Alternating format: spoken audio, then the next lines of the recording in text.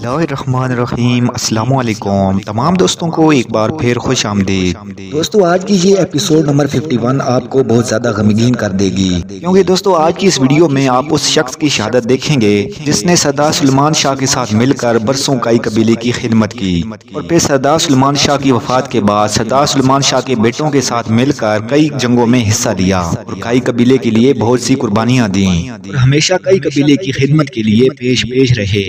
उनकी बनाई गई तलवारों से काई कबीले के सिपाहियों ने दुनिया की अजीम तरीन सल्तनत उस्मानिया की बुनियाद रखी। दोस्तों आज की इस वीडियो में हम आपको ड्रामा सीरियल अर्तुगरुल गाजी के सीजन 2 की एपिसोड नंबर 51 के बारे में बताने और दिखाने जा रहे हैं। इस वीडियो में हम बात करेंगे कि एपिसोड नंबर 51 में क्या कुछ होने जा रहा है और क्या क्या देखने को मिलेगा। ड्रामा के बारे में जानने से पहले अगर आप हमारे चैनल पर नए हैं तो चैनल को सब्सक्राइब करें और बेल आइकन जरूर प्रेस करें।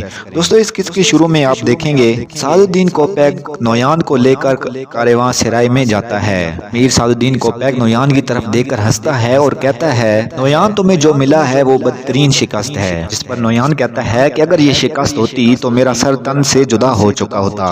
नोयान जब कारवां सराय में नजर दौड़ाता है तो उसे ख्याल आता है जब वो पहली दफा अर्तुगरुल के साथ इसी कारवां सराय में मिला था। ये ख्याल आते ही नोयान कहता है कि मैं तुम सबको मार डालूंगा। इसके बाद आप देखेंगे कि दिली अमीर नोयान को कत्ल करने के लिए कबीले से बाहर आते हैं। इसी दौरान सुमर तकीन भी उनके पीछे आता है। जब दिली अमीर सुमर तकीन को देखते हैं तो कहते हैं कि हुजूर मुझे पता होना चाहिए था कि आप नोयान को नहीं छोड़ेंगे। जिस पर सुमर तकीन कहता है, दिली अमीर आप कबीले वापस जाएं, मैं इस बदजात को जिंदा नहीं छोड़ूंगा। इस पर दिली अमीर कहते हैं कि हुजूर मैं भी आपके साथ जाना चाहता हूँ। इस पर सुमर तकीन कहता है, दिली अमीर इस रास्ते से वापसी नहीं है। जिस पर दिली अमीर कहते हैं, हुजूर मुझे अपने साथ जाने दें, मुझे ना रोकें। जिस पर सुमर तकीन दिली अमीर को अपने साथ जाने की इजाजत दे देता है। दोस्तों इसके बाद आप देखेंगे कि अर्तुगरुल और उसके साथी बजतीनी सरहद से वापसी पर रास्ते में एक जगह पर रुके हुए हैं, जबकि तुर्गत बहुत परेशान बैठा हुआ है। इसी दौरान अर्तुगरुल तुर्गत के पास आता है। वो कहता है, तुर्गत तुम क्यों परेशान हो? इस पर तुर्गत कहता है कि भाई ये सफर भी खत्म हो गया है, हमें इस सफर से क्या हासिल हुआ है? जिस पर अर्तुगरुल कहता है,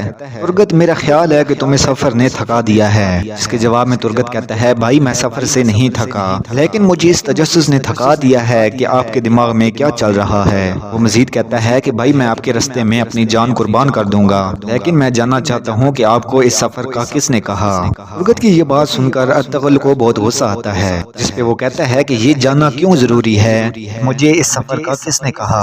अब से मेरी कही हुई बातों पर सवालात उठना शुरू हो गए हैं। जिस पर तुर्गत कहता है कि भाई मेरी इतनी हैसियत नहीं है कि मैं आपकी बातों पर सवाल उठाऊं, मैं तो सिर्फ इतना कह रहा था कि मुझे ऐसा लगा कि आपके दिल में मेरी पहले जैसी हैसियत नहीं रही और अब आप मुझे अपने राजों में शामिल नहीं करते। जिस पर अर्तुगरुल तुर्गत से कहता है कि तुर्गत हर चीज का एक वक्त होता है, जब वक्त आएगा तो मैं तुम्हें सब कुछ बता दूंगा। फिर मजीद अर्तुगरुल कहता है कि तुर्गत मैं खाना खाने के बाद हलब जाऊंगा, तुम लोग यहीं मेरा इंतजार करना। दोस्तों इसके बाद आप देखेंगे कि नोयान सादुद्दीन कोपैक के साथ बैठकर बहुत बदतमीजी से खाना खा रहा है, जबकि सादुद्दीन कोपैक बहुत नोयान को देख रहा होता है। इसी दौरान वहाँ एक शख्स नोयान के हाथ धुलवाने के लिए आता है। नोयान गुस्से से वो पानी गिरा देता है। इस पर सादुद्दीन कोपैक कहता है कि तुम सारी दुनिया पर हुक्मरानी करना चाहते हो, मगर तुम में तमीज नाम की कोई चीज ही नहीं है। इस पर नोयान कहता है कि तुम्हें तो बहुत तमीज है कोपैक, फिर क्या हुआ? तुम्हारी जमीनें, तुम्हारी इबादतगाहें, तुम्हारी मुकद्दस शहर सब हमारी हुक्मरानी के जेरे असर हैं। इस पर कोपैक कहता है कि तुम्हारी लाशें रेगिस्तान के सहराओं की तरह बिखर जाएंगी, तुम्हारे पीछे भी नोह इंसानियत की लानत होगी।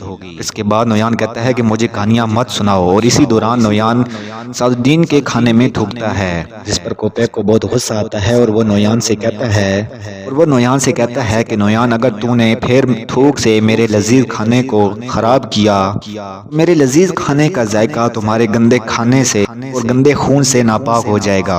दोस्तों इसके बाद आप देखेंगे कि अर्तुगरुल हलब जाता है और वहाँ सफेद दाढ़ी वाले 3 बुजुर्गों से मिलता है। वो उनसे कहते हैं कि सुलेमान शाह के बेटे अर्तुगरुल, उम्मीद है कि तुम्हारा सफर اچھا گزرا ہوگا؟ اس کے جواب میں ارطغرل کہتا ہے کہ جی میرا سفر بہت اچھا گزرا، جو کچھ مجھے بتایا گیا وہ سب کچھ میں دے کے آیا ہوں۔ اس پر وہ بزرگ کہتے ہیں کہ ہم یہ سب کچھ نہیں سنیں گے۔ اس کے بعد وہ وہاں سے چلے جاتے ہیں اور ان کے بعد وہاں پر ایک ضعیف العمر بزرگ تشریف لاتے ہیں، وہ وہاں آ کر بیٹھ جاتے ہیں۔ اس کے بعد ارطغرل کو بیٹھنے کا اشارہ کرتے ہیں اور وہ ارطغرل سے مخاطب ہوتے ہیں کہ سلیمان شاہ کے بیٹے ارطغرل اپنے مقدس سفر کے بارے میں بتاؤ۔ جس پر ارطغرل کہتا ہے کہ بزنطینی سرحدوں پر بدامنی بڑھتی جا رہی ہے، غیر مسلم آبادی وہاں کے حکمرانوں سے چھٹکارا حاصل کرنا چاہتی ہے جو ان پر ظلم کرتے ہیں۔ وہاں کے لوگ ایسے شخص کے انتظار میں ہیں جو ان کی زرخیز زمینوں پر امن لا سکیں۔ جس پر وہ بزرگ ارطغرل سے کہتے ہیں ہمارا کہنے کا مطلب ہے کہ جو کوئی بھی وہاں عدل و انصاف کے ساتھ حکمرانی کرے گا وہی غالب آئے گا۔ پھر وہ مزید کہتے ہیں ارطغرل تم اپنی قبیلے کو بزنطینی سرحد پر لے کر جاؤ گے۔ جس پر ارطغرل کہتا ہے حضور میرے لیے قبیلے کو وہاں منتقل کرنا بہت مشکل ہوگا،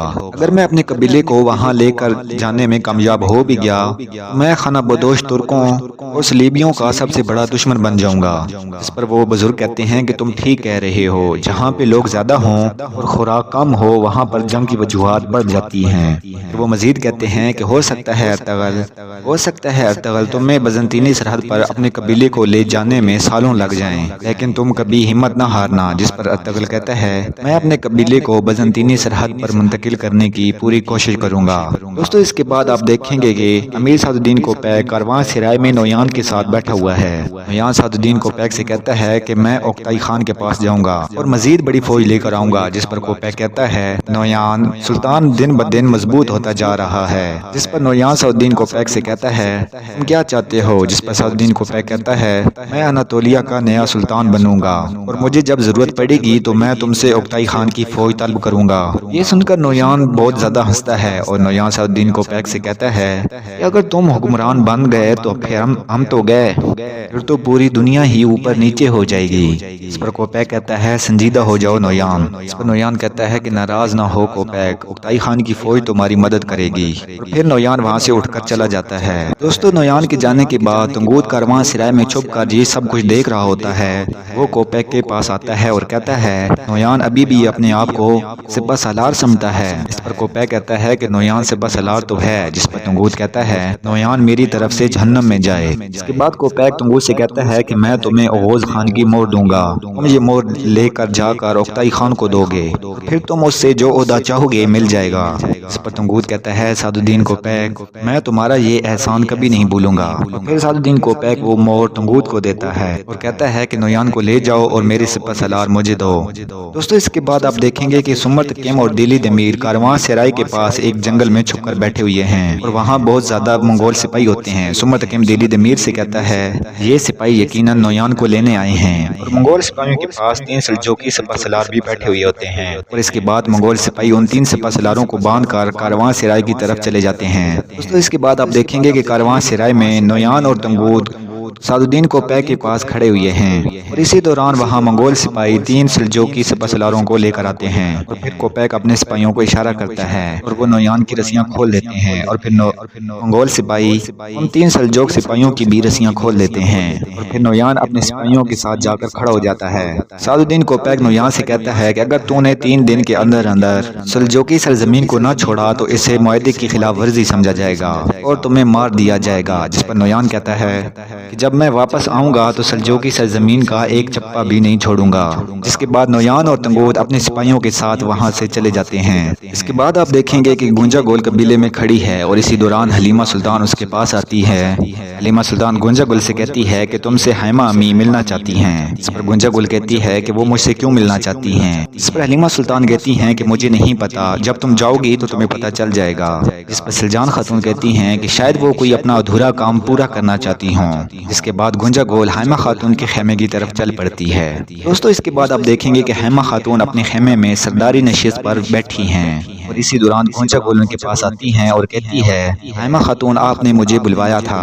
اس پر حیمہ خاتون کہتی ہیں کہ جس رات سمر تکیم کھانا کھانے کے لیے یہاں آیا تھا اس دن تم اس کے خیمے میں کیا کرنے گئی تھی؟ اس پر گونجا گل کہتی ہے کہ روشنی خاتون اس کے بارے میں اچھی طرح جانتی ہیں، آپ کو ان سے پوچھنا چاہیے۔ گونجا گل کی یہ بات سن کر آئمہ خاتون غصہ ہو جاتی ہیں اور کہتی ہیں میں تم سے پوچھ رہی ہوں، روشنی سے نہیں، تم وہاں کیوں داخل ہوئی تھی؟ اس پر گونجا گل کہتی ہے کہ آئمہ خاتون اس میں کوئی شک نہیں، غدار کو تلاش کرنا آپ کا فرض ہے۔ یہ سن کر آئمہ خاتون غصے سے کھڑی ہو جاتی ہیں اور گونجا گل سے کہتی ہیں کہ مجھے میرے فرائض بتانا تمہاری اوقات نہیں، میں نے تم سے جو پوچھا ہے مجھے اس کا جواب دو۔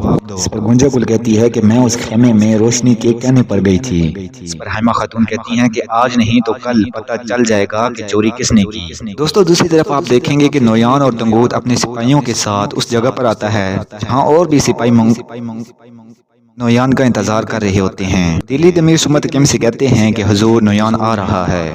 سمت کم دلی دمیر سے کہتا ہے کہ ہمارا شکار نویان ہے، ہمیں صحیح وقت کا انتظار کرنا ہوگا۔ دوستو اس کے بعد نویان سپاہیوں کے پاس آ کر گھوڑے سے اتر جاتا ہے اور تنگوت سے کہتا ہے کہ کیا میرے سپاہیوں نے مجھے یاد نہیں کیا؟ جس پر تنگوت کہتا ہے کہ ان سب کو بہت دکھ ہے کہ تم یوں کتے کی طرح کھڑکھڑاتے ہوئے آئے ہو۔ اور پھر وہاں پر موجود منگول سپاہی نویان کو غصے سے دیکھتے ہیں، جس پر نویان کہتا ہے کہ میرے بچے اپنے باپ کے خون کے پیاسے ہیں۔ جس پر تنگوت ہنستا ہے اور کہتا ہے کہ جب تم انہیں جیت کی بجائے موت دو گے تو تم ان سے کیا توقع رکھو گے؟ جس پر نویان کہتا ہے کہ اوکتائی خان تمہاری اس حرکت پر تم سب کو قتل کر دے گا۔ جس پر تنگوت کہتا ہے کہ نویان تم اپنی فکر کرو، جس دن تم مرو گے اس دن تمام سپاہیوں کے لیے جشن کا سماں ہوگا۔ اسی دوران تمام منگول سپاہی اپنی تلواریں نکال لیتے ہیں، جبکہ اسی دوران وہاں پر باجو اپنا ڈھول بجاتے ہوئے پہنچ جاتا ہے اور پھر وہ آ کر نویان کے ساتھ کھڑا ہو جاتا ہے۔ اس کے بعد تنگوت کے ساتھ کھڑے آدھے سپاہی نویان کی طرف آ کر کھڑے ہو جاتے ہیں۔ نویان تنگوت کے ساتھ کھڑے سپاہیوں سے مخاطب ہو کر کہتا ہے آج صرف تنگوت کا خون بہے گا اور باقی جو تنگوت کی باتوں میں آ گئے ہیں وہ اپنی تلواریں چھوڑ دیں اور پیچھے دیکھے بغیر چلے جائیں، ان میں سے کسی کو کچھ نہیں کہا جائے گا۔ اور پھر باجو نویان سے کہتا ہے کہ چلو یہاں سے چلیں، ہمارے گھوڑے تیار ہیں۔ جس پر تنگوت کہتا ہے ان سب کو مار دو، جبکہ اس کے بعد نویان اور تنگوت کے سپاہیوں کے درمیان لڑائی شروع ہو جاتی ہے۔ اس کے بعد نویان اور باجو وہاں سے بھاگ جاتے ہیں۔ یہ دیکھ کر سمت کم دلی دمیر سے کہتا ہے کہ دلی دمیر اب نویان کو مارنے کا موقع آ گیا ہے، میرے ساتھ آئیں۔ دوستو اسی دوران جب نویان اور باجو اپنے گھوڑوں پر سوار ہوتے ہیں سمت کم وہاں آ جاتا ہے اور تیر سے نویان کے سپاہی کو قتل کر دیتا ہے اور پھر وہ ایک تیر نویان کو مارتا ہے مگر نویان بچ جاتا ہے اور نویان سمت کم سے کہتا ہے کہ سمت کم میں تمہارے پورے خاندان کو مارنے واپس ضرور آؤں گا، ارطغرل سے کہنا میرا انتظار کرے، میں تمہارے قبیلے پر بجلی بن کر گروں گا۔ جس کے بعد سمت کم نویان کو ایک اور تیر مارتا ہے مگر وہ تیر بھی جا کر درخت کو لگتا ہے اور نویان ایک دفعہ پھر بھاگ جاتا ہے، مگر اسی دوران وہاں پر بہت سے منگول سپاہی اور تنگوت آ جاتا ہے اور وہ سمت کم اور دلی دمیر پر حملہ کر دیتے ہیں۔ سمت کم بہت سے منگول سپاہیوں کو قتل کر دیتا ہے مگر دلی دمیر پیٹ پر تنگوت تلوار مارتا ہے جس سے وہ شدید زخمی ہو جاتے ہیں اور اس کے ساتھ ہی تنگوت دلی دمیر کے سینے میں خنجر مارتا ہے۔ یہ دیکھ کر سمت کم دلی دمیر کو بچانے کے لیے بھاگتا ہے۔ اس کے بعد سمت کم اور تنگوت کے درمیان لڑائی شروع ہو جاتی ہے اور دلی دمیر زمین پر گر جاتے ہیں۔ اس کے بعد سمت کم زور سے خنجر تنگوت کے منہ پر مارتا ہے جس کی وجہ سے تنگوت کا منہ زخمی ہو جاتا ہے اور پھر تنگوت کے ہاتھ سے مور گر جاتی ہے، جبکہ تنگوت مور اٹھانے کے لیے ہاتھ آگے کرتا ہے سمت کم تنگوت کا بازو کاٹ دیتا ہے۔ اس کے بعد سمت کم تنگوت کو قتل کر دیتا ہے اور پھر بھاگتا ہوا دلی دمیر کے پاس آتا ہے اور دلی دمیر کا سر اٹھا کر اپنی گود میں رکھتا ہے۔ دلی دمیر سمت کم سے کہتا ہے کہ حضور آپ میری بیٹی اور باقی شہیدوں کا بدلہ لیں گے، یہ ارطغرل بھائی کو بھی بتا دینا۔ اور اس کے بعد دلی دمیر کلمہ شہادت پڑھتے ہیں اور اس کے ساتھ ہی سلیمان شاہ کے قریبی ساتھی اور کائی قبیلے کے لیے بے شمار جنگیں لڑنے والے اور کائی قبیلے کے سپاہیوں کے لیے بے شمار تلواریں بنانے والے، کائی قبیلے کے لیے بے شمار جنگیں لڑنے والے دلی دمیر جام شہادت نوش کرتے ہیں۔ انا للہ و انا الیہ راجعون۔ تو دوستو آج کی ویڈیو میں بس اتنا ہی، امید کرتا ہوں آپ کو ویڈیو پسند آئی ہوگی۔ اگلی قسط دیکھنے کے لیے ہمارے چینل کو سبسکرائب کریں اور بیل آئیکن ضرور پریس کریں۔ تب تک کے لیے اللہ حافظ۔